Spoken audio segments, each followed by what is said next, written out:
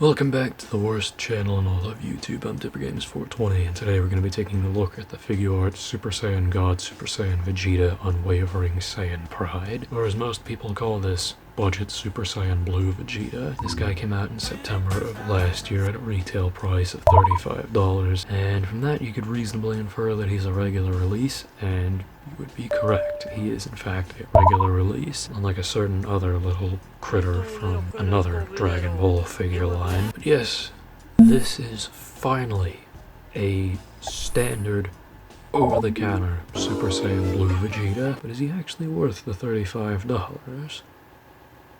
Hey, you guys are watching Bird Up, the worst show on television.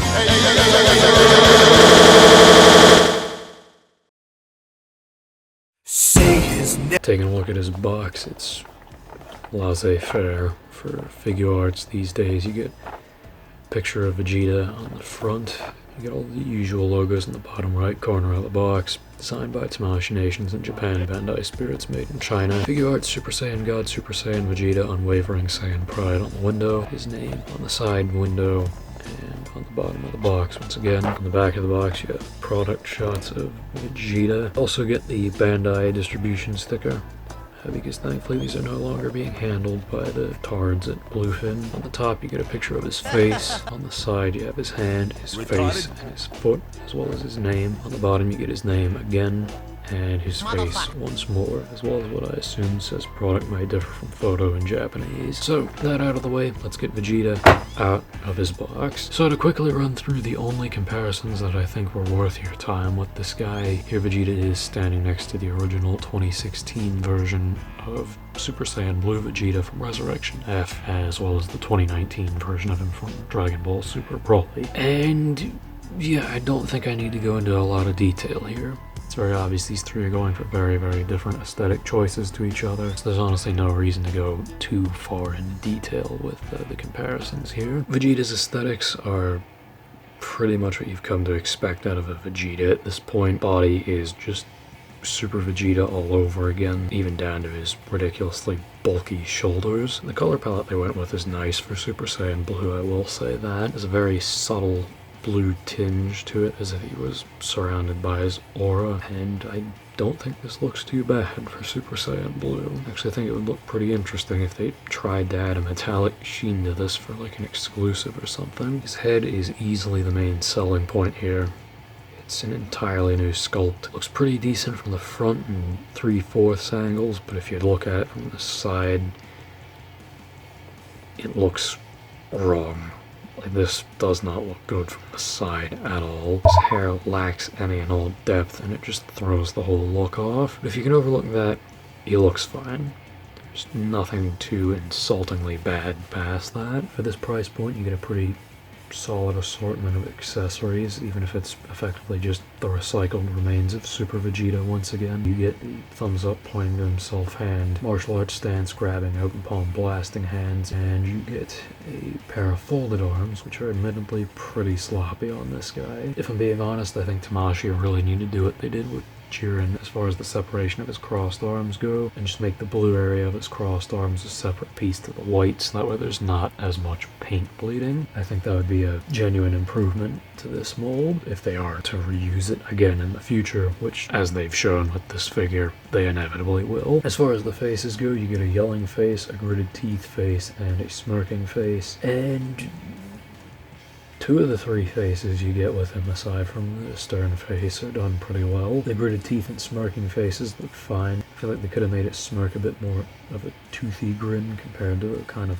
weird looking open mouth they gave him. And I definitely think the eyes could have been less squinty on the two faces, but they're perfectly good faces otherwise. The only face that I would outright say is bad on this figure is the yelling face. And honestly, I would go as far as to say that yelling face may just be one of the worst yelling faces in the line, unfortunately, just because of how high up the eyes are on his face, and just generally the weird, elongated proportions that Tamashii decided to go with. Holy Jesus. What is that? What the fuck is that? But other than the one particularly wonky looking face. Vegeta has a perfectly fine assortment of faces, and they will get the job done on a display. Quickly running through the articulation in the event that there are any normies watching this, which is unlikely. His head can look up about that far, down about that far, gets side to side, no problem. A little bit of tilt out of the neck, but it's pretty much gestural. Shoulder can go full 360, can go up about that far, can cross his chest about that far, get a full 360 bicep swivel, double joint at the elbow, wrist pivot, and swivel. His torso can go that far forward, that far back. If you don't mind it getting gappy, if you want to hide the gaps, it only goes that far back. It's a little bit of tilt out of the upper chest and pretty solid rotation out of the lower waist. His thighs can only spread that far, but thankfully we no longer have the common Tamashii W of the 2.0 Vegeta legs being absolute shit. Because if you look, I can just lightly tap his leg in and it won't droop. It only really gets droopy right about here. As you can see, it's not just doing this. Anatomically speaking, you can break his leg with the thigh swivel, double joint at the knee, and the common Tamashii W of the god-awful 2.0 Vegeta ankles. They look fine when flush, but when you move them down, they look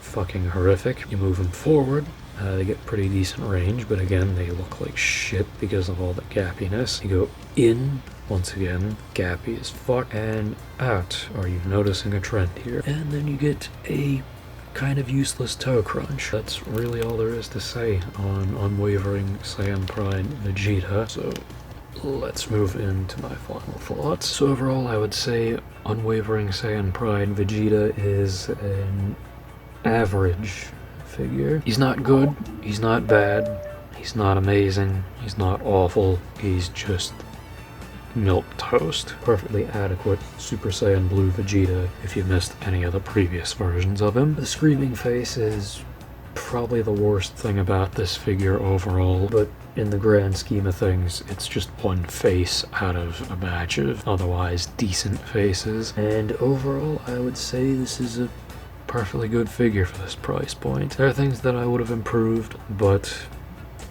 it's Tamashii, and they are extremely inconsistent with $35 regular release figures. And saying that, if you're just getting into the line or you don't have a blue Vegeta, this guy will absolutely serve that purpose. He's got the right amount of stuff and the right amount of articulation, and you can get him to look pretty good in just about any pose that's angled right. If you're a Vegeta fan, then yeah, this is a pretty good figure for that purpose as well. But if you have any other blue Vegeta in the line, this guy isn't really a necessary addition to your collection. But if you do find him for his retail price, then there's no harm in picking him up. Aside from that, he's pretty common as well. You'll probably find him in places like Target, Walmart, Best Buy, Barnes & Noble, Walgreens, your local crack dealer, Kmart, Sears, really anywhere that could hypothetically carry these figures, you'll probably find him. So, all that out of the way, yeah, this has been Dipper Games 420,